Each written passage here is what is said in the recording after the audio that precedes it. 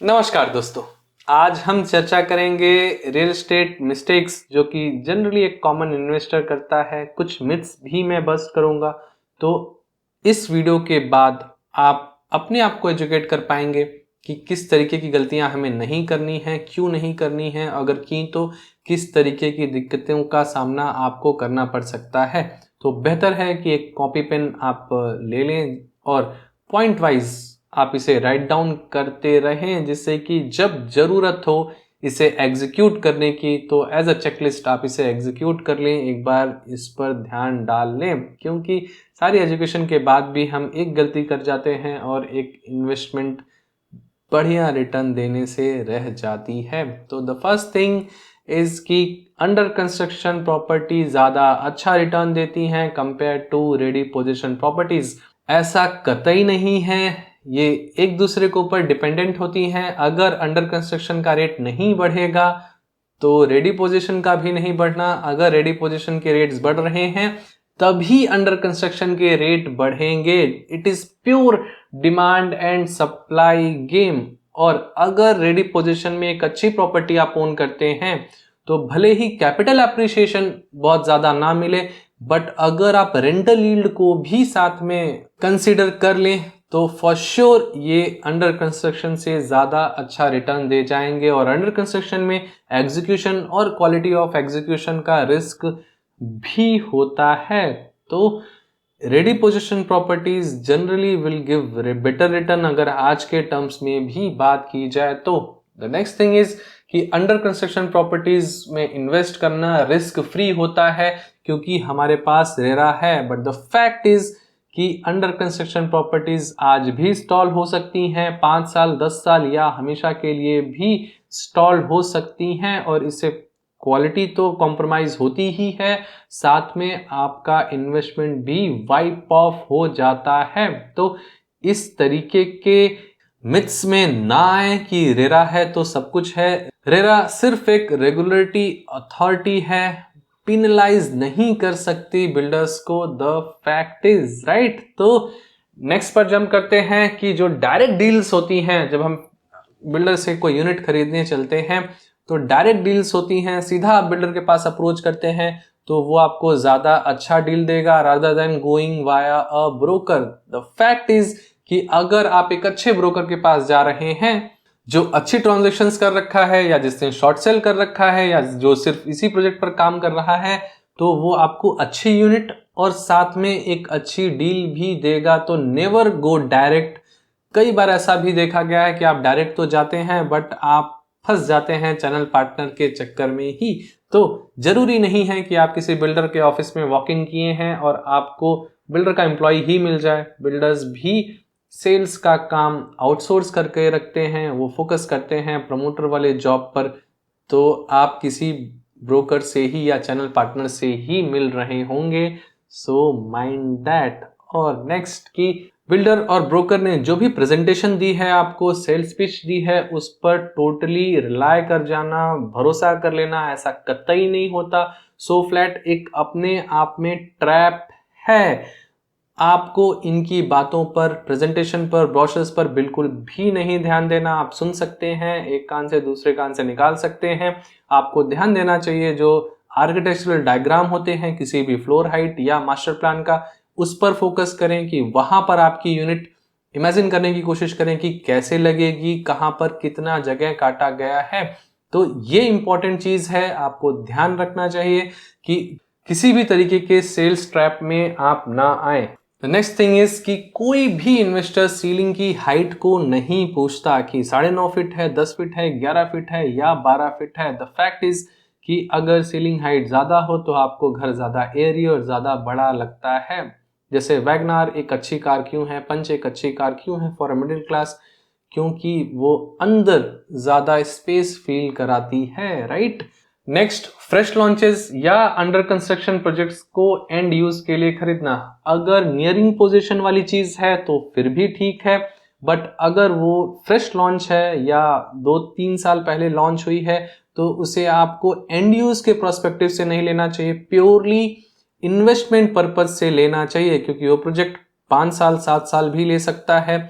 उस प्रोजेक्ट की execution quality क्या होगी, आप for sure under developed location में इन्वेस्ट कर रहे होंगे, तो क्या वो लोकेलिटी बढ़ेगी या नहीं बढ़ेगी। जिस रोड को आप 80 मीटर का मान करके चल रहे हैं, कहीं ऐसा तो नहीं कि वो 25 या 30 मीटर की ही है जब आप शिफ्ट हो रहे हैं।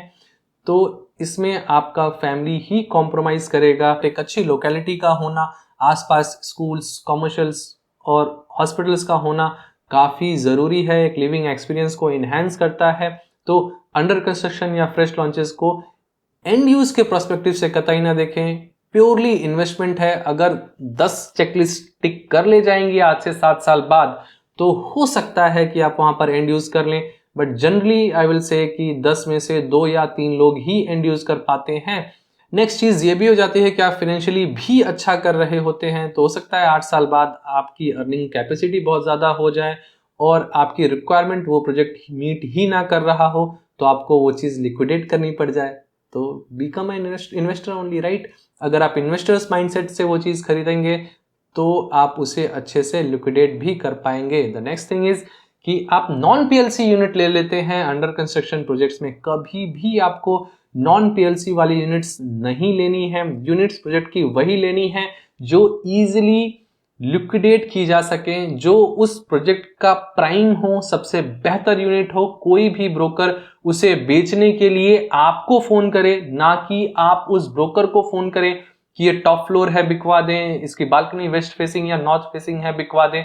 तो हमेशा फ्रेश लॉन्चेस में, अंडर कंस्ट्रक्शन वाली यूनिट्स में पीएलसी यूनिट्स ही खरीदें, बेहतर यूनिट्स ही खरीदें। जो एक्चुअल पीएलसी वाली यूनिट्स हैं वही खरीदें, क्योंकि एक अच्छी चीज आपको लिक्विडेट भी अच्छे तरीके से करा सकती है। और किसी भी मार्केट में कैश ही किंग होता है। अगर किसी ब्रोकर के पास ईस्ट फेसिंग या साउथ फेसिंग बालकनी की यूनिट्स हैं, तो वो वेस्ट फेसिंग या नॉर्थ फेसिंग वाली बालकनी नहीं बेचेगा, वो अपनी प्रायोरिटी में सबसे नीचे रखेगा, right. Next, property prices can never fall. हमने हिस्टोरिकली देखा है कि प्रॉपर्टी प्राइजेस एक अच्छा रिटर्न देती आई हैं लॉन्ग टर्म में, बट अगर शॉर्ट स्पैम में देखें तो कई बार प्रॉपर्टी के प्राइजेस गिरते भी हैं। इनफैक्ट लैंड के प्राइजेस भी गिरते हैं। हमने सोना में पॉलिसी चेंजेस की वजह से देखा। ये मार्केट काफी ज्यादा स्पेकुलेटिव हो चुका है, या लोग एंटिसिपेट बहुत ज्यादा करने लगे हैं, जैसे कि इक्विटीज में होता है। तो बी रेडी कि प्रॉपर्टी के प्राइजेस कम या ज्यादा हो रहे हों। अगर लगातार ज्यादा ही होते जा रहे हैं तो एक बहुत बड़ा बबल फॉर्म हो सकता है, जो कि आपके इन्वेस्टमेंट पर रिटर्न्स को कॉम्प्रोमाइज कर देता है।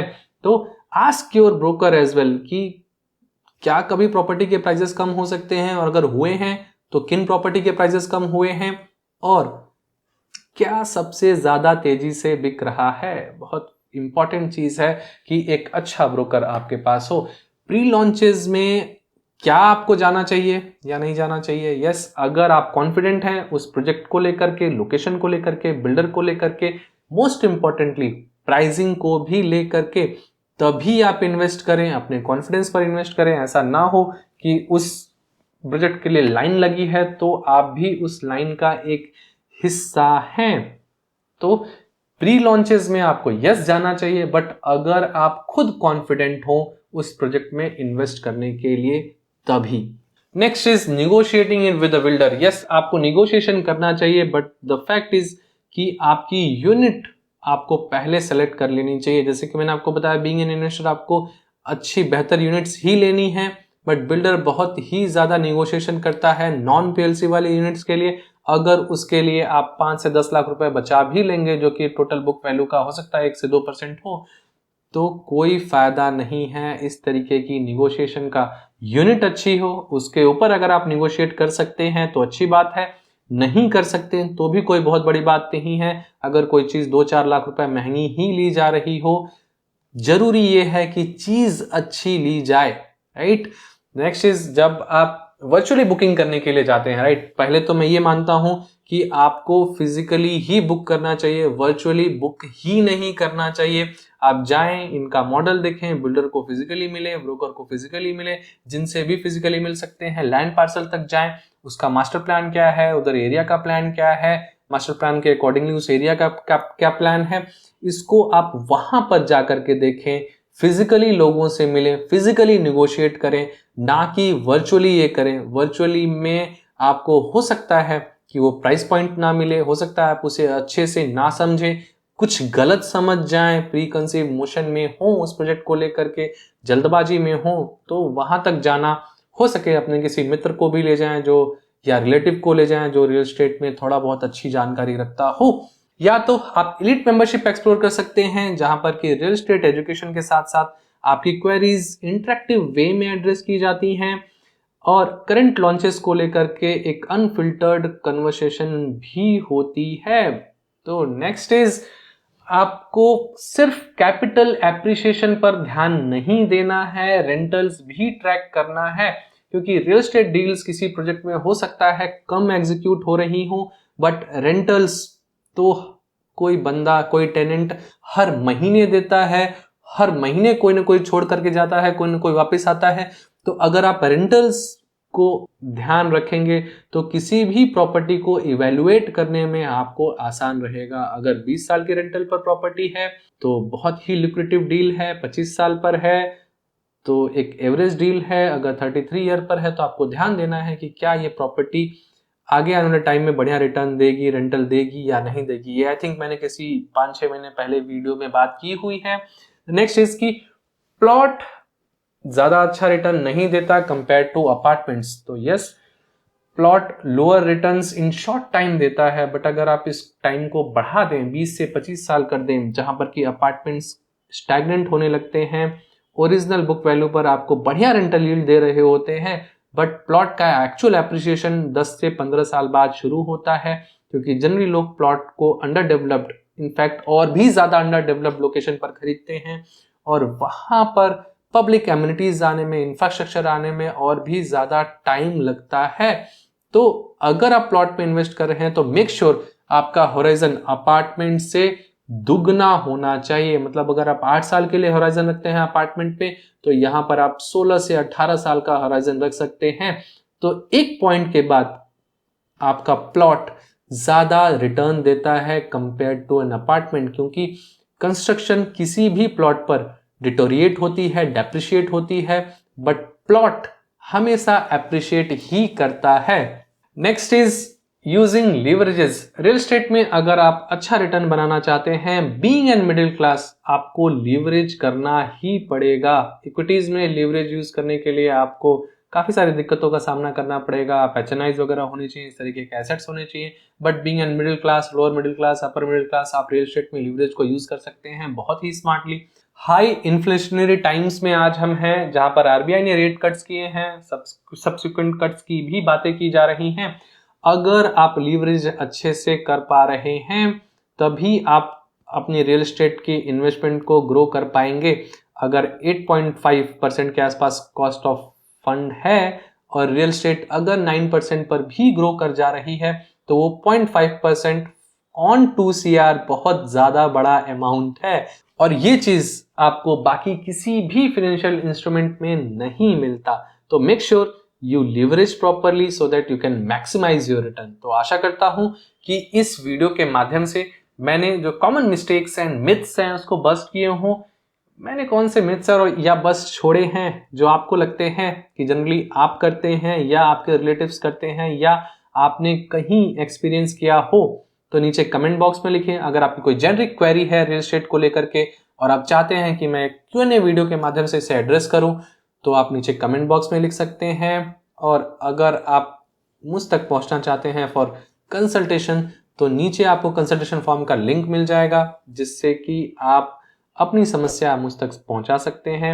आप ज्वाइन बटन भी एक्सप्लोर कर सकते हैं। जैसा कि मैंने बताया कि इंटरेक्टिव वे में रियल एस्टेट की एजुकेशन वहां पर डिलीवर की जाती है मंथली सेशंस के माध्यम से। तो मिलते हैं अगले वीडियो में, तब तक और भी बेहतरीन वीडियोस हैं इस यूट्यूब चैनल पर, प्लीज उसे भी एंजॉय कीजिए। Thank you for being till the end, see you there.